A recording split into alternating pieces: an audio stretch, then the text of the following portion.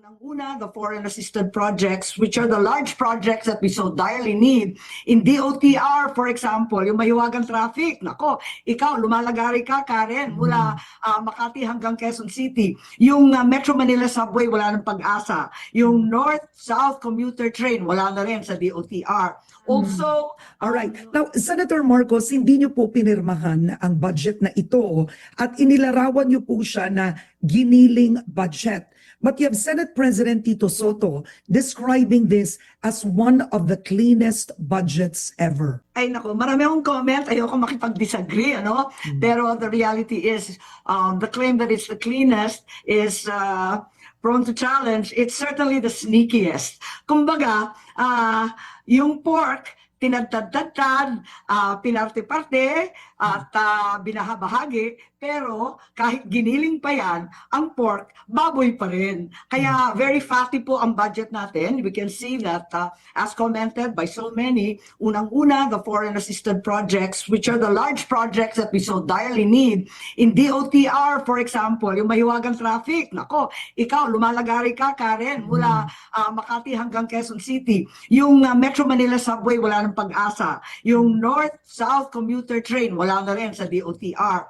Also, we have the DPWH, the big projects there, the Metro Manila pumping stations, na alam naman natin, wala nang pag-asa rin, yung Malabon, ang Caloocan hanggang sa Navotas. Parati na lang binabaha, konting ulan, pati Senado, pambihira. At saka yung mga tulay, Cavite to Bataan. So this huge infrastructure projects that garner enormous commitment funds. Nagbabayad tayo dyan para lang hawakan yung pera. And syempre, nakakahiya. Parang naging balasubas ang Pilipinas, ayaw natin magbayad.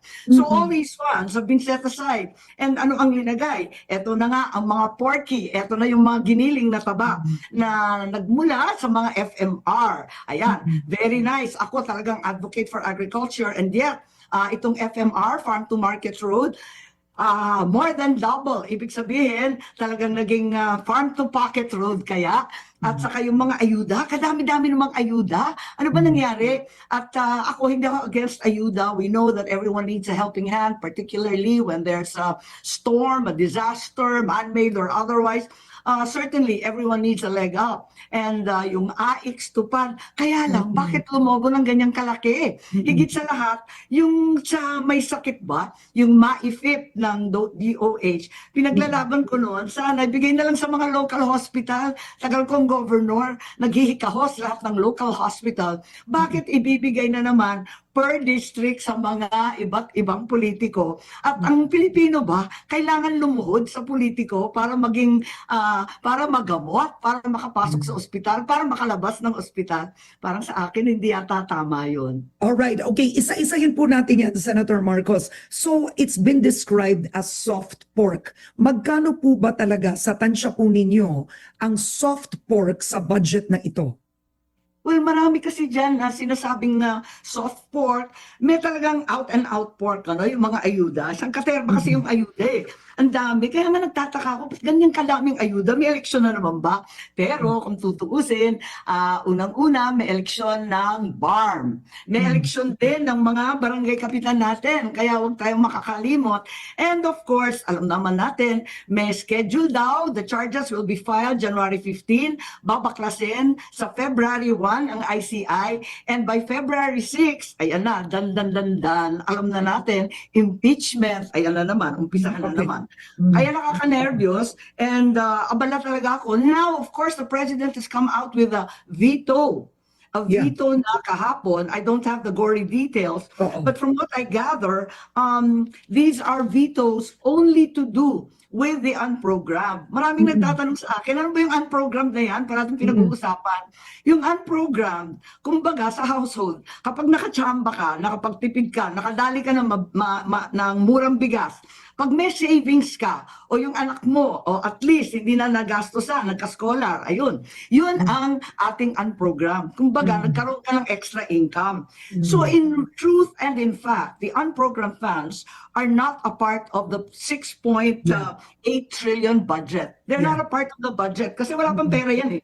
Mm-mm. So, in fact, yung veto is no veto at all because not a single of the line items and programs and projects has been vetoed. Unprogrammed lang. Nakakatawa pa nga yung Kumbaga, it does not exist yet. That's the best way Wala. to put it. It does not Tama. exist. Mm. Correct. Wala pang datong. Wala pang Yeah, savings. Yun, just in case makachamba tayo. Ayun, parang gano'n. Kaso ngayon, ang nakakatawa, yung nakita ko, yung assistance to government-controlled and owned corporations, kung tutuusin, bakit tatanggalin yun? There's no need to veto that.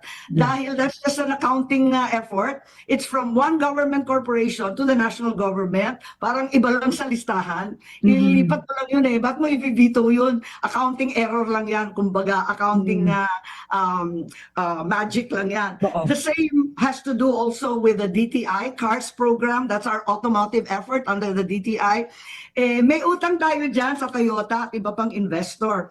And the utang is a tax incentive. So once again, there's no cash outlay. There's no need to veto because all you're doing is writing down, teka, they are qualified to get the following incentives. So nag-aalangan ako sa veto, nakakatawa eh.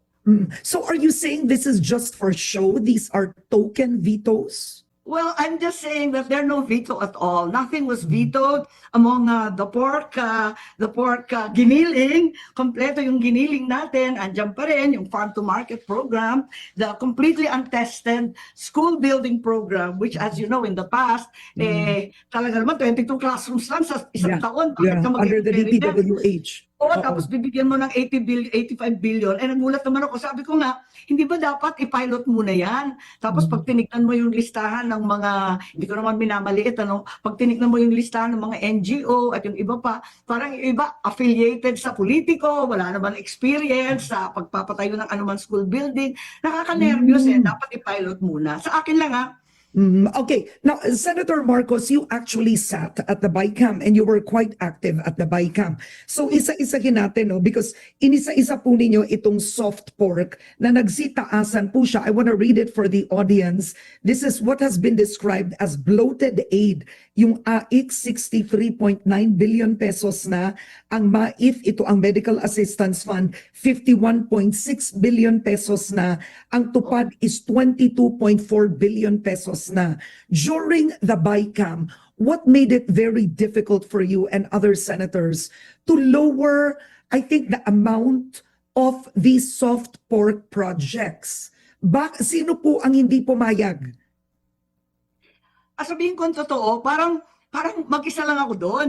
Ang Okay. totoo, Bongo came to join us for the minority. After a while, ayaw na niya. Nag-give up na siya. Unang-una, puyat na kami. And secondly, we're clearly outvoted. There was a real effort on the part of both Congresswoman Swansing and Senator Gatchalian to make it transparent, to put it online, to have live streaming, etc. Pero ang totoo, kung nanood kayo, di ba napakahaba ng mga suspension, postponement, bulungan, papatayin muna yung live stream, ang tagal-tagal, at walang katapusan yung pagte-telephone. Ang daming tumatawag, orders from on high ba yun? And we were always aghast when they came back. There was already some kind of an agreement. And as much as I was jumping up and down, protesting, that we don't need all these repeat, for example, napaka-redundant ng presidential assistance to farmers, 10 billion, it came out of nowhere. Sumulpot lang yan sa BICAM. Huwag nilang sasabihin walang insertion sa BICAM. Dahil wala talaga yan sa original budget. Ang usapan namin, yung AIX na lang, yun ang talagang tutulong. Whether disaster, agricultural, at iba pa. Bakit meron na naman bago? Nagdoble-doble na, magiging magulo. At anong listahan na naman ang ibibigay dyan? Kapag agricultural, rice farmer lang ba yan sa RSBS? O paano yung fisher folk na mas mahirap pa?